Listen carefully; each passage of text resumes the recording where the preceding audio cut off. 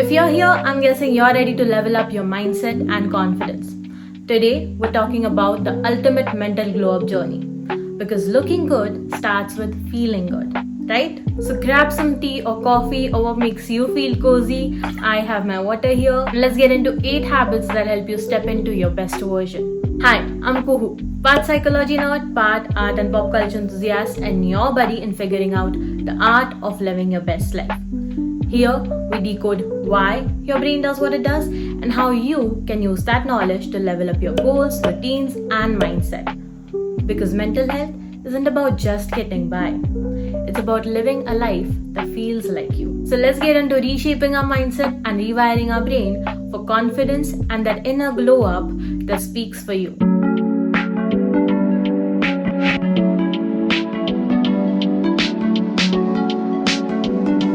Okay, first up, affirmations. Now I know this might feel a bit cheesy at first, but trust me, they work. Think of affirmations as mini power-ups for your brain. Instead of repeating the same old tapes of I'm not good enough, why not tell yourself I'm crushing it? Affirmations work much like vision boards do. Over time, they rewire your brain to make positive self-beliefs stronger and automatic.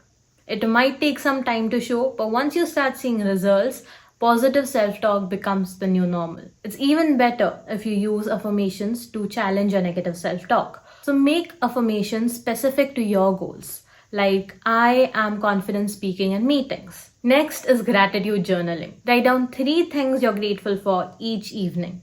This doesn't have to be too deep. It could be as simple as being grateful for your morning coffee or for finding a parking spot. The point is to shift your focus from negative to the positive. In the long term, practicing gratitude makes looking at the positive things natural and automatic for us. And in the short term, it activates the brain's dopamine system, boosting happiness by releasing feel-good hormones like dopamine and serotonin. Habit 3 is celebrating small wins. You know that little feeling of joy when you finally tick off a task from your to-do list? That's what celebrating small wins is about. This could be not hitting snooze today or getting that work email you've been dreading finally out of the way. Whenever I have a overwhelming day, I'm feeling overwhelmed by my schedule, I like to schedule in some 2-3 tasks that are something that I know I'll get done anyway. So this could be going grocery shopping or something that I know I can make some time for at the end of the day, like journaling at night. These are your sure wins. We often overlook these small daily tasks just because they're necessities. But some days can be so busy that just getting through them is accomplishment enough. Bonus, it helps you build confidence in yourself. Habit 4 is surrounding yourself with the energy you want to exude and attract. Let's talk about your vibe squad. Who you surround yourself with affects your energy. Choose people who lift you up, not bring you down. Basically, find your hype squad. You might have heard about menstrual cycles syncing up. Well, the same thing happens to your brain. When you spend a lot of time around certain people, your brains sync up. So your reactions, your solutions to certain situations become the same. This makes more sense when you think about Stone Age man. When we had to hunt in groups, it became crucial to know the next ideal step. Everyone had to be in sync. Moreover, just to survive, you had to stay in a group.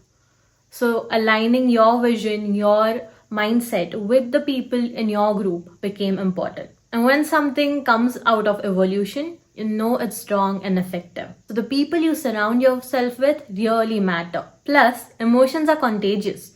So surrounding yourself with people who are supportive and positive boosts your mood and confidence as well. Habit 5 is meditation.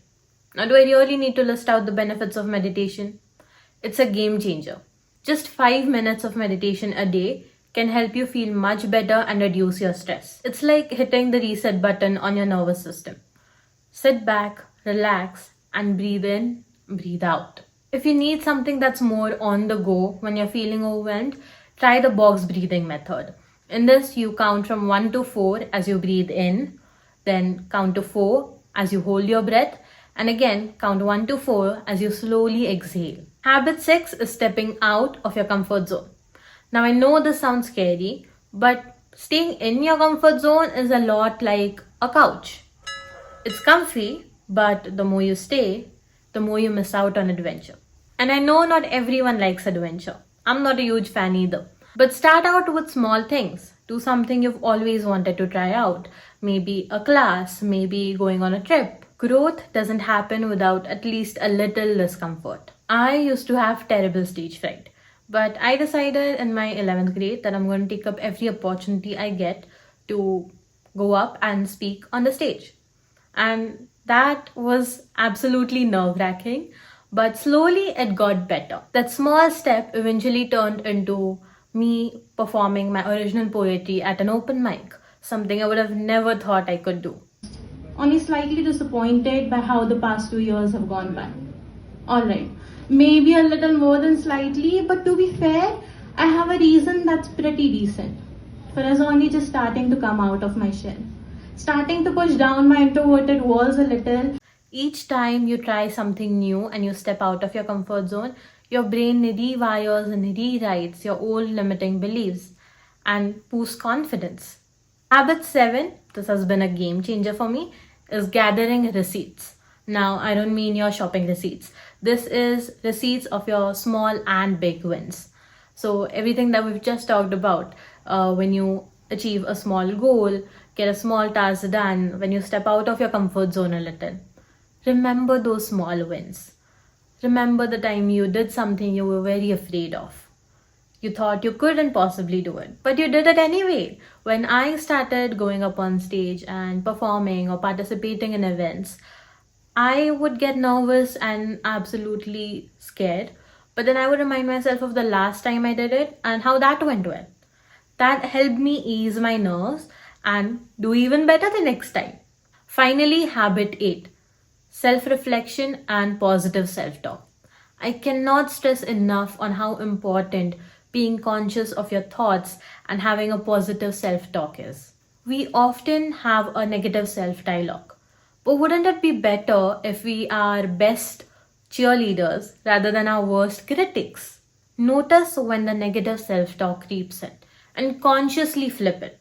This could be through affirmations, through celebrating your small wins, or through gratitude journaling, meditating. But the point is, we want to rewire that negative self-belief into something positive. It could be as small as, instead of I can't do this or I can't achieve this goal, saying I'm trying to figure it out. I'm doing my best to figure it out.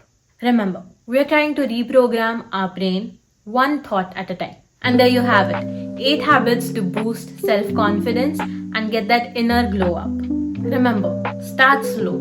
Pick one limiting belief and start there.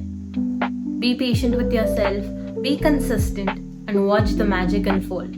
It might take some time to start noticing any changes, but you'll definitely notice some differences in yourself. For me, it took me about a year to notice some concrete changes in the way I think and the way I talk to myself. But once you start feeling happier and more confident about yourself, there's only moving ahead. If you found this video helpful, give it a thumbs up, subscribe for more psychology hacks, and share this video with someone who needs a little glow up inspiration. And do share your glow up journey, any hurdles you faced and how you tackle them in the comments below. And I'll see you in the next video.